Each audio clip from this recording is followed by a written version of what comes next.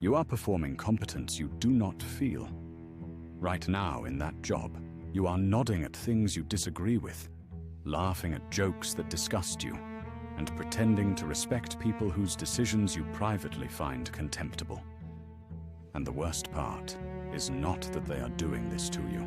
The worst part is that you are doing it to yourself every single day and calling it survival. You have built an entire second personality for that building. A professional mask so refined, so well rehearsed, that some mornings you forget which face is actually yours. Here is the question no one in your workplace is asking out loud. At what point does adapting to a toxic environment become indistinguishable from surrendering to it? Stay until the end of this. Because what you are going to walk away with is not a motivational instruction to quit or to fight back or to set boundaries. You are going to walk away with a precise psychological instrument, one the Stoics named and sharpened over centuries, that lets you remain inside a corrupt system without being consumed by it. Now, Epictetus was not a polished philosopher in a marble hall. He was a limping old man with a bad leg, running a small and somewhat chaotic school in the provincial Greek city of Nicopolis. His students were largely wealthy, loud, arrogant young Romans who came to philosophy the way people now go to weekend wellness retreats, as a performance of self-improvement, not a commitment to it. They arrived full of ego and left early. They argued, they talked over him. They treated his classroom like a stepping stone to political prestige, not a place of genuine transformation. And yet, near the end of his life, Epictetus made a choice that has been almost entirely ignored by the internet's version of Stoicism. When an abandoned infant was left to die, discarded, unwanted, invisible to everyone around him, Epictetus, an elderly, limping man with no obligation to anyone, took that child in and raised it. He adopted a life that the world had decided was not worth saving. Think carefully about what that tells you about his philosophy. It was not passive. It was not detached. It was radically, deliberately chosen. Every single day. That is the lesson the watered-down version never gives you.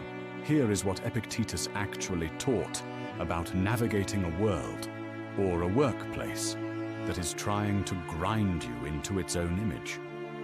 The first principle: separate what is yours from what is theirs. Epictetus was obsessive on this point. He called it the fundamental discipline.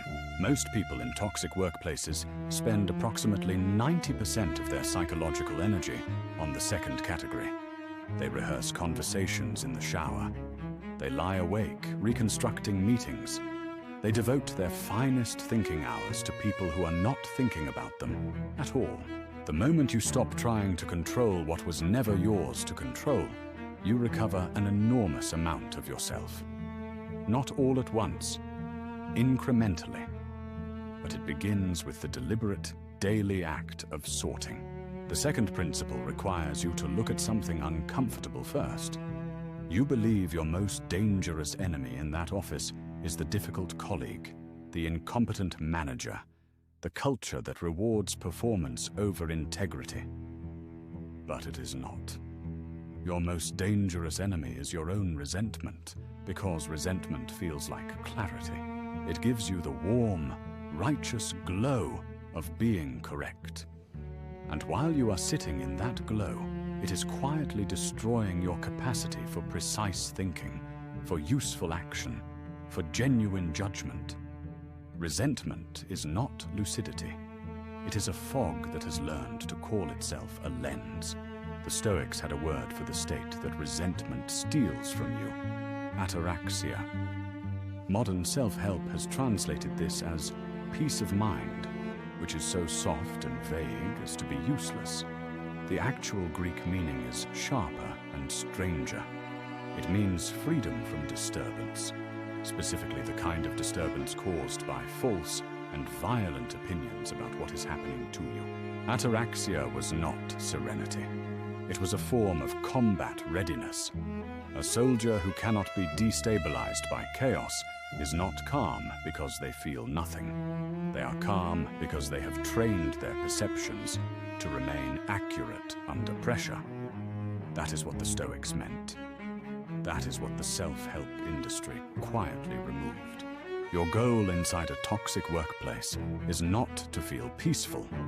It is to remain perceptually accurate when everything around you is designed to distort your thinking. If this is landing for you, if you recognize this in your own life, a quiet like on this video is a nod of agreement worth more than applause. And if you want to keep walking this road, choosing to subscribe is simply choosing to keep showing up to the school. The third principle: choose your actions based on your values, not the culture of the room. Arrius Didymus, a Stoic philosopher who counseled Augustus Caesar directly and somehow kept his integrity intact inside the most dangerous power structure in the ancient world, argued something that should not be radical, but sounds radical today. He said that virtue practiced inside a corrupt institution is not compromised by the institution. The institution does not own the quality of your choices. You do. The toxic workplace wants you to believe that its norms are the only norms that matter within its walls, that the rules of conduct written in that building override the rules of conduct you came in carrying. The moment you accept that premise, you are lost.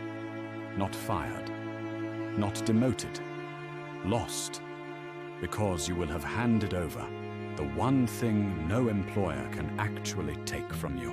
Epictetus raised an abandoned child in a world that had already decided that child's life didn't matter. He did not ask the world to agree with his decision. He simply made it. That is the architecture of a soul that a toxic environment cannot reshape. So here is what I want you to sit with. And I am not going to resolve this for you, because I do not think it can be resolved cleanly. If you adapt your behavior carefully enough to survive inside a corrupt system, if you learn exactly how much of yourself to offer and how much to protect, at what point does that discipline become its own kind of corruption?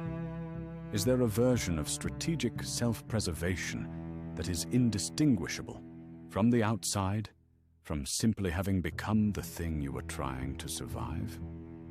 And if only you can see the difference between the two, if no one around you can tell, does that difference still matter?